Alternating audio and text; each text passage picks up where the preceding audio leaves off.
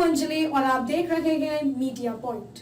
तो आइए शुरुआत करते हैं आज की प्रमुख खबर से। सहकारिता मंत्री JPS राठौर ने कहा, यूपी की जनता के चित्त से उतर गए अखिलेश, यूनिफॉर्म सिविल कोड को बताया समय की जरूरत। उत्तर प्रदेश सरकार स्वतंत्र प्रभार सहकारिता राज्य मंत्री JPS राठौर ने आज समाजवादी पार्टी के राष्ट्रीय अध्यक्ष अखिलेश यादव को लेकर कहा कि उत्तर प्रदेश की जनता उनको रिस्पॉन्ड नहीं दे रही है, इसलिए वह मजबूरी में देश के दूसरे प्रदेशों में अपना इधर उधर प्रवास कर रहे हैं।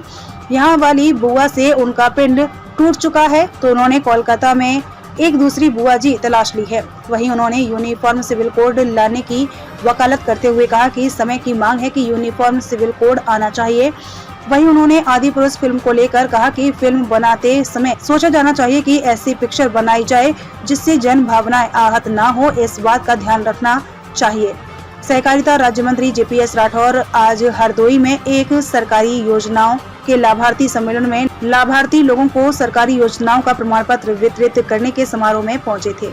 लाभार्थी सम्मेलन में सहकारिता राज्य मंत्री JPS राठौर ने अखिलेश यादव के ट्वीट के सवाल पर कहा, अखिलेश यादव ने NDA के मुकाबले PDA शब्द कहा है। कहा, पिछड़े दलित अल्पसंख्यक के साथ NDA सरकार में भेदभाव हुआ, यह सब हमारे साथ है। 2024 में BJP चली जाएगी। उसका जवाब उप मुख्यमंत्री माननीय केशव प्रसाद मौर्य जी ने दे दिया है। उनका PDA का मतलब है परिवारवाद, P से D से मतलब है दंगा, A से मतलब है अपराधी, यानी यह सब चीजें होंगी तो इनकी दम पर ही वह आगे सरकार बनाएंगे, सरकार चलाएंगे। लेकिन जनता इनको समझ चुकी है, आजमा चुकी है। अब फिर से इनके उसमें आने वाली नहीं, भ्रम जाल में। चाहे वह नेमिस में आकर के कितना भी भेष बदल कर यहाँ पर लोगों को भरमाने का काम करे, जनता उनके उसमें आने वाली नहीं है। राम भक्तों पर जिन लोगों ने गोलियां चलाई हों, तो वह कभी भी कोई राम भक्त उनको माफ नहीं कर सकता है और उनको अपना असली चेहरा जनता उनका पहचानती है। वो चोला ओढ़कर ना आए, असली चेहरे के साथ आए। लाभार्थी सम्मेलन में सहकारिता राज्य मंत्री JPS राठौर ने अखिलेश यादव के तमाम प्रदेशों के दौरे करने,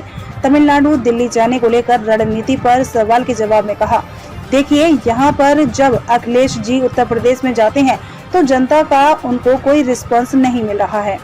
जब यहाँ रिस्पांस नहीं मिलता है तो वहाँ अपने कोलकाता में दीदी एक दूसरी बुआ जी उन्होंने शायद तलाश ली है तो उनके पास चले जाते हैं। यह वाली बुआ जी से तो पिंड छूट चुका है, उनका बिल्कुल मुक्त हो चुके हैं। तो कभी वहाँ चले जाते हैं कोलकाता में, तो कभी तमिलनाडु में जा रहे हैं, कभी दूसरे प्रदेश में मुंबई जाएंगे। उनको उत्तर प्रदेश की जनता के लिए ना तो समय है, ना ही उत्तर प्रदेश की जनता उनको रिस्पॉन्स कर रही है। पूरी तरह से जनता के चित्त से अखिलेश यादव जी समाजवादी पार्टी उतर चुकी है और यह निश्चित रूप से केवल अपराधियों को संरक्षण देने का काम करते हैं, अराजक लोगों को संरक्षण देने का काम करते हैं। आज उत्तर प्रदेश दंगा मुक्त हो चुका है, अपराधी माफिया जेल में चले गए हैं। इसी तरीके से कोई भी उनका साथ देने को तैयार नहीं है। इस प्रदेश में तो मजबूरी में अपना इधर उधर प्रवास कर रहे हैं। लाभार्थी सम्मेलन में सहकारिता राज्य मंत्री JPS राठौर से आदि पुरुष पर सवाल पूछा गया। विवाद चल रहा है, तमाम डायलॉग हैं, हिंदू संगठनों ने विरोध किया है, इस पर बैन लगना चाहिए या नहीं। देखिए, सरकार अपना काम करती है, लेकिन अगर जन भावना किसी प्रकार से है तो निश्चित रूप से उस हिसाब से काम होगा और लोगों को भी फिल्म बनाते समय भी सोचना चाहिए कि कोई ऐसा काम ना करें जिससे जन भावना आहत हो। तो यह मुझको लगता है कि जन भावनाएं आहत ना हो, इतना सबको ध्यान में रखना चाहिए। मुझे लगता है उन लोगों ने इस बात को स्वीकार भी किया है। हरदोई से अंशु धवन की रिपोर्ट। अखिलेश यादव ने आज एक नया शब्द गढ़ा है, NDA के मुकाबले उन्होंने PDA गढ़ा है। शायद पिछड़े दलित अल्पसंख्यकों के साथ जो है NDA सरकार में भेदभाव हुआ है और ये सब हमारे साथ है। और अब की बार जो है 2014 में BJP आएगी, 2024 में चली जाएगी। उसका जवाब माननीय उप मुख्यमंत्री केशव प्रसाद मौर्य जी ने दे दिया है। उनका PDA का मतलब है परिवारवाद, P से D से मतलब है दंगा, A से मतलब अपराधी, यानी कि ये सब चीज़ें होंगी तो इनकी दम पर ही वो आगे सरकार बनाएंगे, सरकार चलाएंगे। लेकिन जनता इनको समझ चुकी है, आजमा चुकी है। अब फिर से इनके उसमें आने वाली नहीं, भ्रमजाल में। चाहे वो नैमिष में आके कितना भी भेष बदल कर यहाँ पर लोगों को भरमाने का काम करें, जनता उनके उसमें आने वाली नहीं। राम भक्तों पर जिन लोगों ने गोलियाँ चलाई हों तो वो कभी भी कोई राम भक्त उनको माफ़ नहीं कर सकता है और उनको अपना असली चेहरा जनता उनका पहचानती है। वो चोला ओढ़कर ना आए, असली चेहरे के साथ ही जनता के बीच वक्त में की जाए। बात कर रहे हैं, अखिलेश यादव तमाम देशों अब कुछ और लोगों को पूछ लेने दो। के दौरे कर रहे हैं, तमिलनाडु गए, अभी दिल्ली गए, अब जो है, तो इसको लेकर क्या रणनीति आप लोगों ने? देखिए, यहाँ पर जब अखिलेश जी उत्तर प्रदेश में जाते हैं तो जनता का कोई उनको मतलब रिस्पांस नहीं मिल रहा है। तो जब जनता के यहाँ रिस्पांस नहीं मिलता तो अपने वहाँ कलकत्ता में एक दूसरी बुआ जी उन्होंने शायद तलाश ली हैं, तो उनके पास चले जाते हैं। अब इन बुआ जी से तो पिंड छूट चुका है उनका, बिल्कुल मुक्त हो चुके हैं। तो कभी वहाँ चले जाते हैं कलकत्ता में, तो कभी तमिलनाडु में जा रहे हैं, कभी दूसरे प्रदेश मुंबई जाएंगे। उनको उत्तर प्रदेश की जनता के लिए ना तो समय है, ना ही उत्तर प्रदेश की जनता उनको रिस्पॉन्ड कर रही। पूरी तरीके से जनता के चित्त से अखिलेश यादव जी समाजवादी पार्टी उतर चुके हैं और ये निश्चित रूप से केवल अपराधियों को संरक्षण देने का काम करते हैं, अराजक लोगों को संरक्षण देने का काम करते हैं। आज उत्तर प्रदेश दंगा मुक्त हो चुका है, अपराधी माफिया जेल में चले गए हैं और इसी तरीके से कोई उनका साथ देने के लिए तैयार नहीं है इस प्रदेश में, तो मजबूरी में इधर उधर अपना प्रवास कर रहे हैं। चाहिए सर, गीता प्रेस को गांधी शांति पुरस्कार देने पर कांग्रेस ने आपत्ति जताई। उन्होंने कहा है कि गीता प्रेस को जो है गांधी शांति पुरस्कार देने का मतलब सावरकर और गोडसे को सम्मानित करना है। जयराम नरेश का बयान है। देखिए, ऐसा है कि उनको हर जगह वो किसी न किसी तरीके से गोडसे को लेकर कभी भी किसने क्या कहा है, भारतीय जनता पार्टी ने उसको संबद्ध किया अपने आज। माननीय प्रधानमंत्री जी स्वयं बोल चुके हैं, तो उसके बाद रह क्या जाता है। तो इनको इस प्रकार की उसमें नहीं आना चाहिए।